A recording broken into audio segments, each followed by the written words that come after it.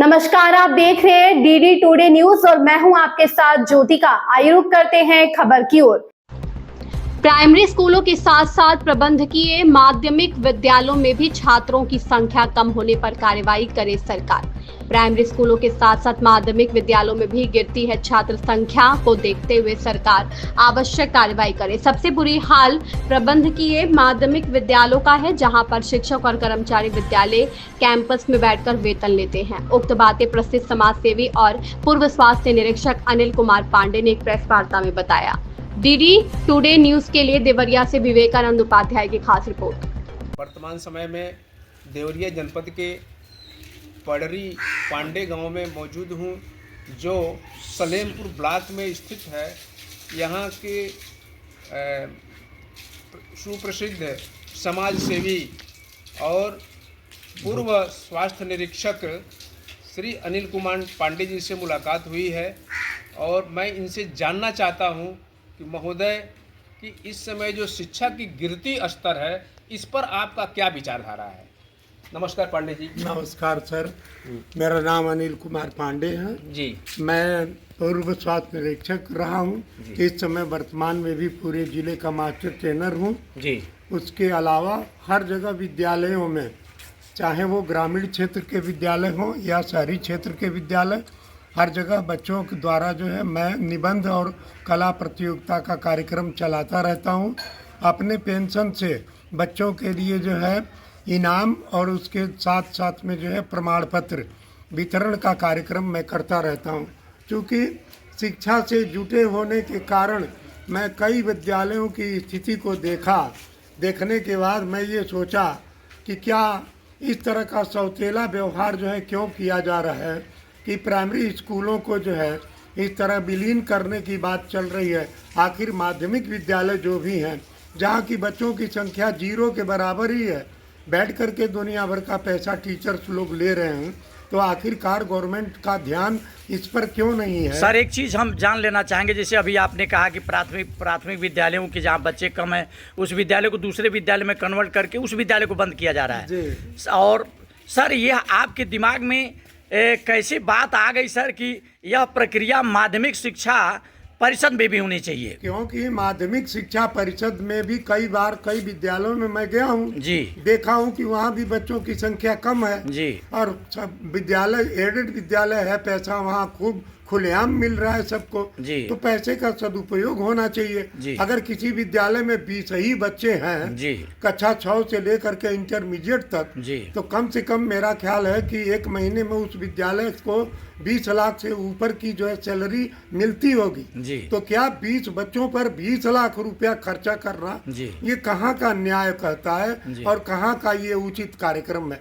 इसलिए मैं सरकार का ध्यान दिलाना चाहता हूँ शिक्षा के तरफ से जोड़ होने के नाते और एक समाज सेवी होने के नाते मैं इस पर विचार किया कि आखिरकार ये बात भी जो है गवर्नमेंट के सामने रखना चाहिए कि उन विद्यालयों को भी मर्ज करने की बात सोचे गवर्नमेंट, जहां जो है अधिक बच्चों की संख्या है या मर्ज करने की बात है वहां मर्ज करें जी। मिड डे मील व्यवस्था को लेकर के वो सब जहां 20 ही बच्चे होंगे, 25 ही बच्चे होंगे सर, आखिर मिड डे उसके ऊपर वो क्या दर्शाते होंगे? दर्शाता ये है कि वो उसमें भी घोटाला कर रहे हैं लोग। अच्छा। बच्चे 20 हैं, 200 बच्चों की संख्या दे करके और उसके बाद से जो है फर्जी एडमिशन करा करके और उसके बाद से मिड डे मील को खर्च करते हैं ना जी, आपस में लेन देन करके जी।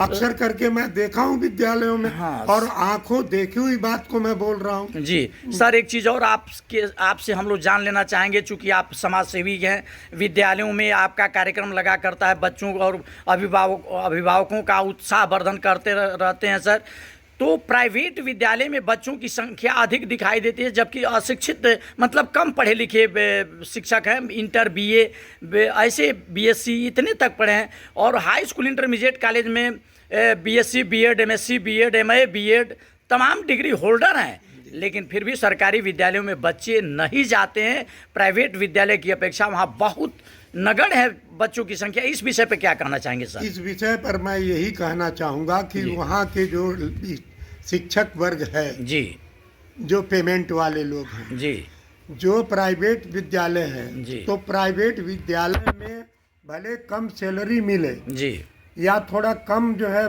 ग्रेजुएशन वगैरह में हो, जी। लेकिन जितने देर तक वो शिक्षा देते हैं जी उतना देर तक तन मन धन तीनों से वो तैयार रहते हैं। जी लेकिन सरकारी विद्यालय में ये बात रहती है जी। कि कोई पढ़े या ना पढ़े, जी। हम पढ़ाएं या ना पढ़ाएं, जी। मेरा पेमेंट तो बनना है, हमारा पैसा तो मिलना ही मिलना है। जी। तो ये भी तो एक भ्रष्टाचार के अंतर्गत आता है। जी जी एक चीज़ और बता दें सर, जैसे मान लीजिए हम लोग तमाम देखा करते हैं कि जो सरकारी विद्यालय के शिक्षक हैं, गवर्नमेंट भी उनके प्रति ध्यान देती है।